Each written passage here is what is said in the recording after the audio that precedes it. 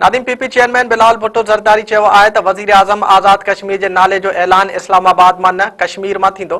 Peoples party Azad Kashmir जे parliamentary party जे इजलास खां पोइ मीडिया सां ॻाल्हाईंदे चेयरमैन बिलाल भुट्टो ज़रदारी चयो आहे त पीपल्स पार्टी हमेशह कश्मीर लाइ आवाज़ उथारींदी रही आहे। आलमी सतह ते बि पीपल्स पार्टी कश्मीर जी आज़ादी जी वेड़ विड़ी आहे। बिलाल भुट्टो ज़रदारी चयो आहे त बतौर परॾेही वज़ीर कश्मीरी आवाम जे आवाज़ बैनुल अक़वामी फोरम ताईं पहुचाए। पीपल्स पार्टी ऐं कश्मीर जी तारीख़ सभिनी जे साम्हूं आहे। आज़ाद कश्मीर में पीपल्स पार्टी की कामयाबी के शिकस्त में तब्दील किया वियो। एक गैर सियासी सोच सबब आज़ाद कश्मीर में सियासी खाल पैदा थी वियो।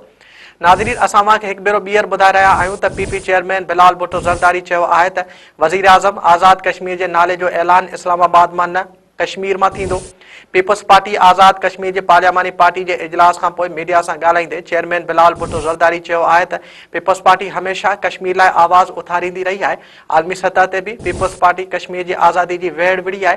बिलाल भुट्टो ज़रदारी चयो आहे त बतौर परॾेही वज़ीर कश्मीरी आवाम जी आवाज़ बैनुल अक़वामी फोरम ताईं पहुचाए। पीपल्स पार्टी ऐं कश्मीर जी तारीख़ सभिनी जे साम्हूं आहे। आज़ाद कश्मीर में पीपल्स पार्टी की कामयाबी के शिकस्त में तब्दील किया वियो। एक गैर सियासी सोच सबब आज़ाद कश्मीर में सियासी खाल पैदा थी वियो।